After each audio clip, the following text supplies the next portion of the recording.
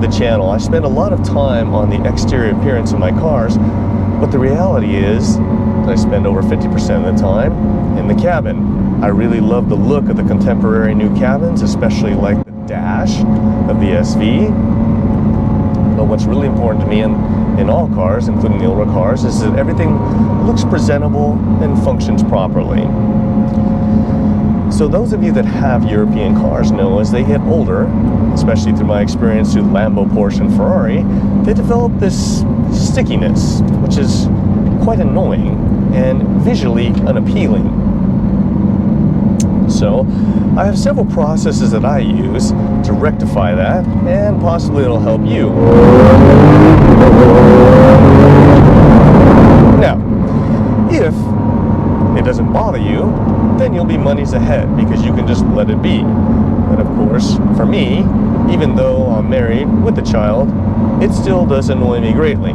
If you're single and you go on the all-important first date, there's nothing worse than your date pointing out to you that she or he is going to open the door, roll down the window, unlock the door, and the parts are sticky and getting that material on their hands.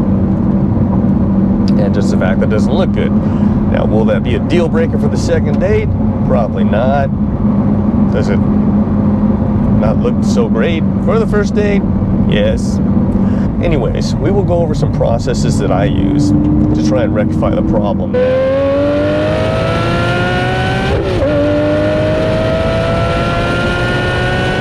One strategy you can use is just replace the parts. The benefit is you get a new part. Now every part eventually will wear out, and that is a downside. If you do refinishing or anything like that, who knows if the switch or component will fail. But if you replace it like new, there's that much more life on the part before you have problems. Although what will come up is the stickiness will come back eventually, because the clock is ticking as soon as the manufacturer makes the part, because they make it in the same process. So, on cars like the Mercy, I just have a spare switch bank for the reverse button.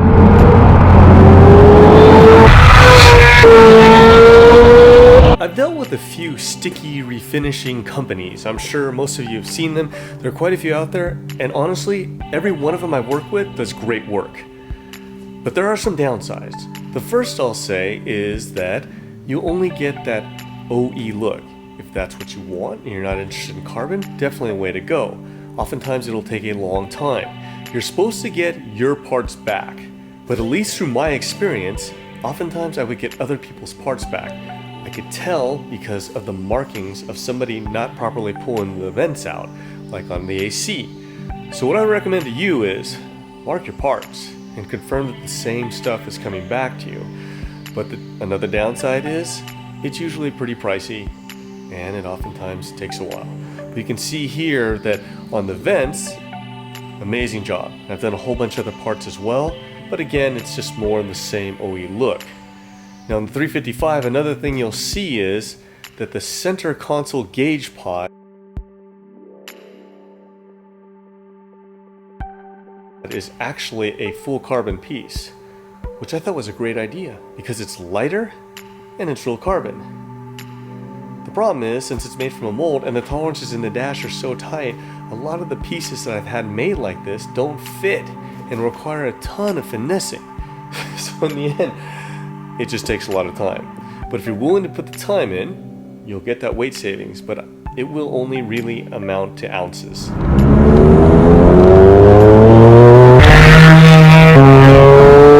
I built the NSX a long time ago. And typically in Japanese cars, what I've noticed is cracking. Up until last week, I had really not seen much stickiness. So when I built the NSX, I used carbon fiber overlay, which is pretty much obsolete. It's rare. I see it sometimes in eBay and other places. It will work, but it's pretty easy to pick up on that it's not the real thing. But you should do what works for you. If you like it, it's definitely fast. There are some good economical resources available, and you're good to go. As far as for me, I really need to update it at some time.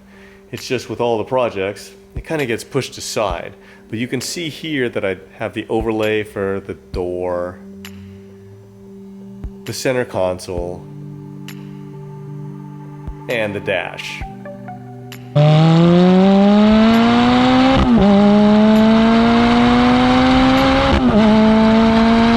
My favorite process by far is carbon fiber overlay, just because of the look.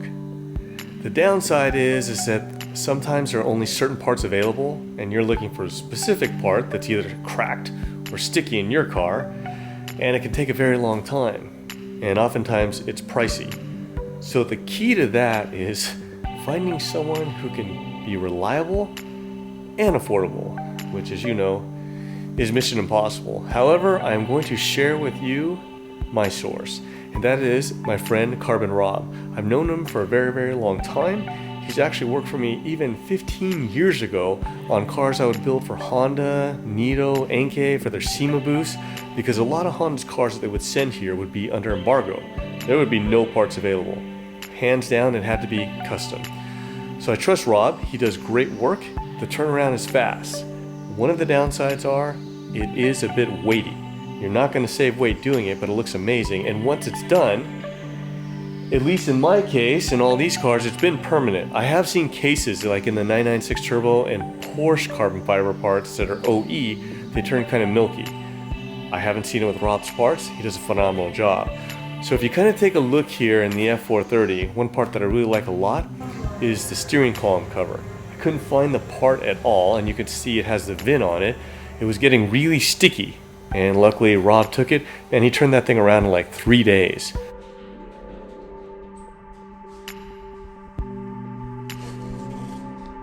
Also, same thing with the Mercy.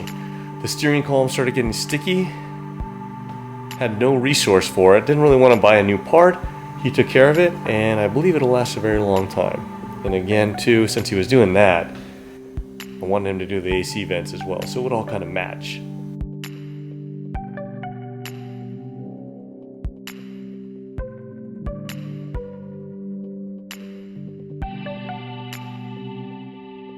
If you have the means, I would recommend carbon fiber overlay.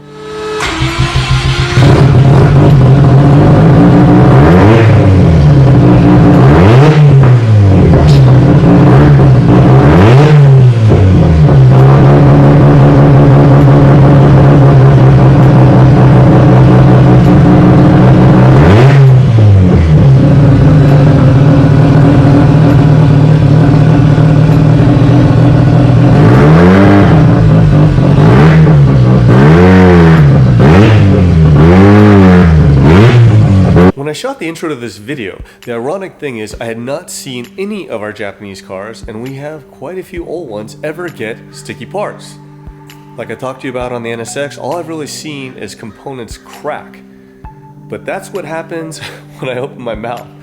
Because I went to drive the 7, and amazingly enough, something surprised me. Check this out.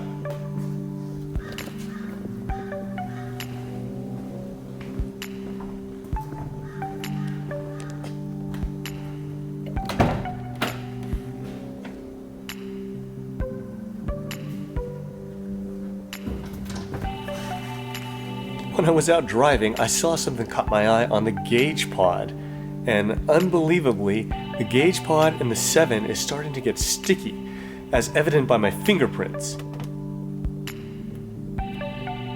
It's difficult to get a real good look on the inside with the cage being in the way, but you can kind of see through the windshield there my nice fingerprints, an indication that it's getting quite sticky. Sometime in the near future I will have to address the 7, but that gauge pod is a very large piece, and I don't have the time to deal with it now, but do want to give you the information in case you want another avenue. So in many cases, since all of you know I'm always in a hurry and don't want to send my parts out, I can typically do what's called, I don't know, a Band-Aid. I wouldn't say it's the best process, and it's not probably the ultimate goal, but it can help you and is actually a ton cheaper. So a lot of my cars, I'm in a hurry, I don't want to break the interior parts. I have a lot of tools that I use to pull interior parts, but I still always tend to break clips, screw holes, even though I try my absolute best. So sometimes I just don't want to deal with it. And if the other options that I've laid out aren't good for you, this is the quickest and most affordable way that I know. It just so happens that before Amazon was really popular, a local hardware store sold this, which is called citrusol. Now my good friend JC, when I told him, was like, why are you going through all the hassle to get it when they didn't sell it anymore, when you can just get that off Amazon? I didn't know that at the time. But Citrusol will actually remove the stickiness, because to me what it is, it's a coating on top of the part. Now a lot of people will see online where it says you clean it up and it comes back. My experience is, and some of my parts have been good for many, many years, if you actually remove it, you won't have a problem. A few things I'll point out. One is, I would always use a black towel, because if you can't finish the job, you'll have a lot of lint, and white and red from maybe a shop towel doesn't look as attractive. The next thing is that every process is different. So as with anything, I would try different things. Now, this usually does the job, whether that be softening it up, coming back, working with it slowly with a towel to get the edges. Typically what I'll use is a Q-tip to lightly get the material around there, and then I'll use a toothpick to pull the gumminess. Of course, you want to remember though, the switch is an electronic component, so I wouldn't advise putting a ton of material on there. What you can see here is all the tools that I use to remove the components if necessary. Now, a lot of these tools, like the blue ones you see here, I bought long before these types of tools were popular, and they're pretty expensive. But now, these are all really common everywhere. I mean, you can get them for really cheap. I believe even these yellow ones came from Harbor Freight, and they're a deal. And they last forever. I mean, as I said, I've had these blue ones for ages, and they're still good. Now, if you get really aggressive, I know a lot of you are a lot stronger than me, you can break them, so of course you want to keep that in mind. But other than that, everything's worked out good. The most recent project that I've worked on is the F430 window switches, which were getting really sticky. And of course, Drew would point out that it was kind of annoying and not very attractive. So I was working on it, and I had a difficult deal with it. I could get the material to loosen up, but I couldn't get it off. Then, me being impatient, I tried to use a plastic scraper and actually damaged one of the switches on the right side. It pulled the black off, which of course the switch underneath is white, but what I did was I used a Sharpie just to touch it up. Now, will I have to address that eventually? Yes. Probably best just to put a new switch in, and then eventually I'll have to deal with it again. But you can see here on the driver's side that I had pretty good luck. Now, is it perfect? No. Not by any means. Is it much more cost effective and fast? For sure, because I can do it on the car. I don't actually have to pull it and send it out, and it all it cost me was this. But something new that happened on the 430 is I still couldn't get the gummy material off. That's why, of course, I used the scraper. The ironic thing is that rubbing alcohol, which didn't work on a lot of other parts, worked on the switches. As you saw before, the Mercy reverse button was also giving me a major problem. But as you can see, I was able to clean that up.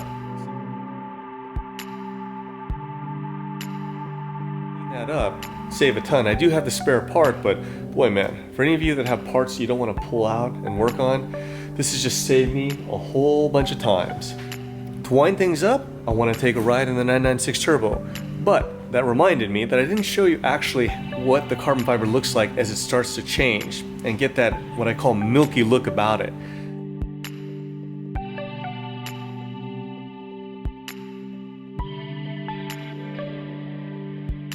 Now typically, it happens faster in Italian cars, and then German comes in right behind it. But for a long time I thought I was going to escape these things, but it's slowly becoming apparent.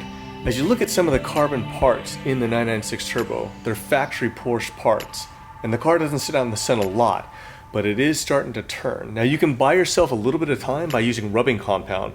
It'll shine up the top, but eventually over time, you're going to have to make a choice, just like me. Now, most likely what I will do is I will probably have Rob just redo the part, because I know it'd be much cheaper than buying new Porsche parts or sourcing them from somebody else that will do the overlay. But kind of gives you an option. Also for me, and the center DIN area where I usually put my iPod, that is now turning sticky. Again, this is years after the Italian cars turned sticky, but just a few things to point out that could possibly help you. Other than that, see you next time.